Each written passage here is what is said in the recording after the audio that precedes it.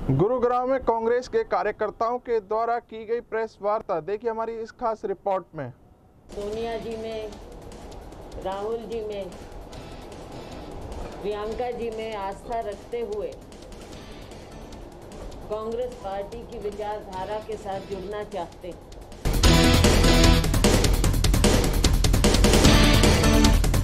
आज चाहे वो बेरोजगारी की बात हो और चाहे वो आर्थिक स्थिति की बात हो, आर्थिक स्थिति आज जरूर ये कह सकते हैं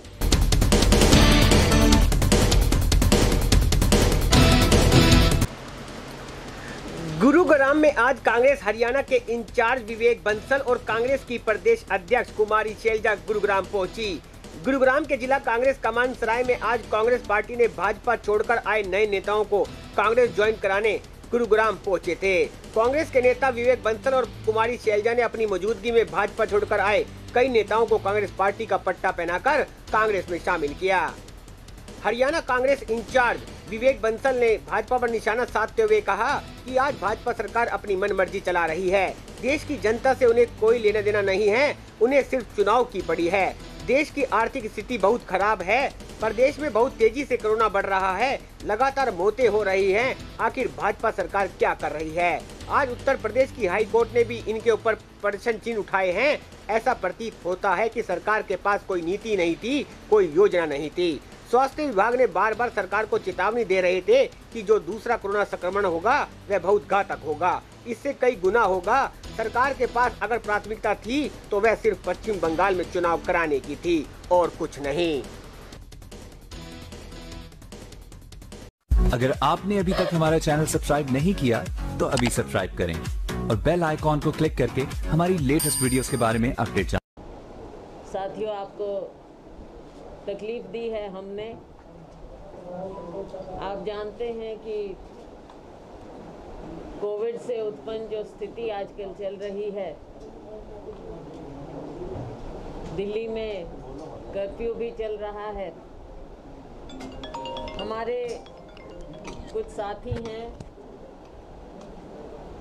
जो आज के दिन परिस्थिति बनी हुई है देश में, प्रदेश में, उसको देखते हुए बहुत से लोग हैं जो कांग्रेस पार्टी में और हमारे नेतृत्व सोनिया जी में, राहुल जी में, प्रियंका जी में आस्था रखते हुए कांग्रेस पार्टी की विचारधारा के साथ जुड़ना चाहते हैं। भारतीय जनता पार्टी की जो नाकामियां हैं वो सारे देश के सामने, मुद्दे बहुत से हैं। चाहे हम कृषि के मुद्दे लें, 3 काले कानून इस सरकार द्वारा बनाए गए और हमारा किसान मजदूर आज के दिन भी सड़कों पर बैठा है, उसकी सुध लेने के लिए सरकार के पास वक्त नहीं है। उसके साथ साथ जो एक भयंकर स्थिति हमारे देश में उत्पन्न हो गई है कोरोना के कारण, एक पिछले साल हमने देखा और इस बार और भी ज्यादा भयंकर उसका रूप हम देख रहे हैं। इसके बारे में हमारी अध्यक्षा श्रीमती सोनिया गांधी जी ने, हमारे पूर्व अध्यक्ष राहुल गांधी जी ने इस बात को बहुत ही गंभीरता से उठाया है। सरकार को भी अवगत कराया है, माननीय प्रधानमंत्री जी को भी अवगत कराया। और अभी आपने देखा कि हमारे पूर्व प्रधानमंत्री डॉक्टर मनमोहन सिंह जी ने पत्र लिखा, लेकिन इस देश का दुर्भाग्य है कि उनकी बातों की ओर ध्यान न करते हुए जो देश के स्वास्थ्य मंत्री ने जिस प्रकार से रिएक्ट किया है हमारे माननीय पूर्व प्रधानमंत्री जी के पत्र पर, भारतीय जनता पार्टी की विफल नीतियों को, इनका जो कुप्रबंधन, खासतौर से जो महामारी और संक्रमण के परिप्रेक्ष्य में देखने को मिला और आर्थिक स्थिति जिस तरीके से जर्जर हो रही है, चाहे वो वैक्सीनेशन की बात हो, चाहे वो संक्रमण की बात हो। आज क्या कारण है कि दुनिया में सबसे ज़्यादा संक्रमण आज भारत में हो रहा है। मृत्यु की दर देखी जाए और वैक्सीनेशन की, आज प्रधानमंत्री जी को समय नहीं है ये बताने को कि कितनी प्रतिशत आपकी आबादी को वैक्सीनेट किया गया है, टीकाकरण हुआ है। मात्र 5% भी नहीं है। उसके सापेक्ष में आप देखेंगे पश्चिमी देशों को, विशाल देशों को देखिए या डेवलप्ड कंट्रीज़ को देखिए, अमेरिका को देखिए,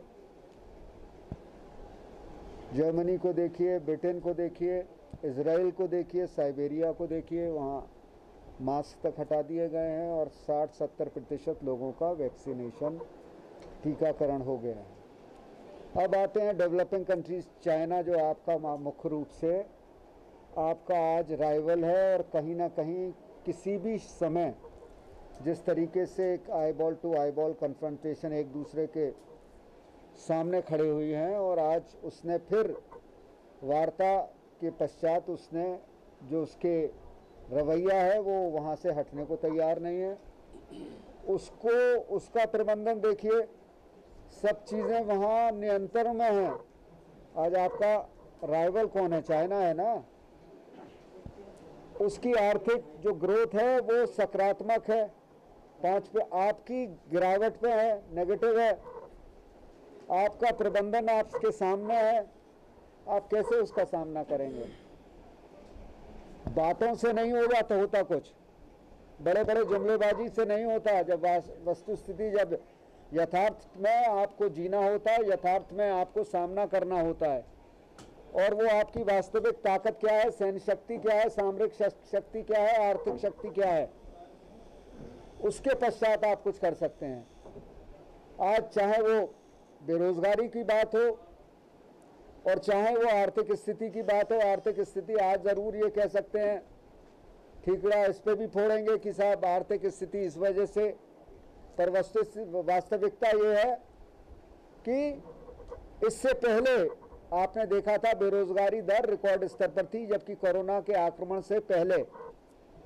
आज उत्तर प्रदेश के हाई कोर्ट ने इनकी व्यवस्था को लेकर तमाम प्रश्न चिन्ह उठाए हैं और उन्होंने कहा है कि ऐसा प्रतीत होता है कि सरकार के पास कोई नीति नहीं थी, सरकार के पास कोई योजना नहीं थी। इसके बावजूद कि जो स्वास्थ्य के इस क्षेत्र के जो शोधकर्ता थे वो बार बार इस चेतावनी को दे रहे थे कि दूसरा जो इस संक्रमण का जो आक्रमण होगा वो बहुत घातक होगा, इससे कई गुना होगा। और सरकार के पास अगर प्राथमिकता थी तो पश्चिमी बंगाल का चुनाव लड़ने की थी। आज मैं पूछना चाहता हूं कि 7 फेज में पश्चिमी बंगाल के चुनाव का कराने का क्या औचित्य था, जब आप 425 सीटों का एक साथ चुनाव करवा सकते हैं 6 तारीख को, तो ये 294 सीटों का आपने इसमें कम चरण क्यों नहीं रखे गए, जबकि ये महामारी थी। पर चूंकि नियत में खोट था, उस पर पूरी तरीके से फोकस करना था, पूरी तरीके से उसको, जब तक उसको वहाँ सांप्रदायिक रंग ना दिया जाए, जब तक पूरी तरीके से अपनी जो आर्थिक उनकी जो व्यवस्था है उसको वहाँ पे खर्च ना कर लिया जाए, ये सब उनकी एक सोची समझी रणनीति थी। गुरुग्राम से एनसीआर न्यूज के लिए एमी शर्मा की खास रिपोर्ट। अपने शहर की ताजा खबरों के लिए एनसीआर न्यूज के साथ बने रहिए। चैनल को लाइक व सब्सक्राइब करें। नमस्कार।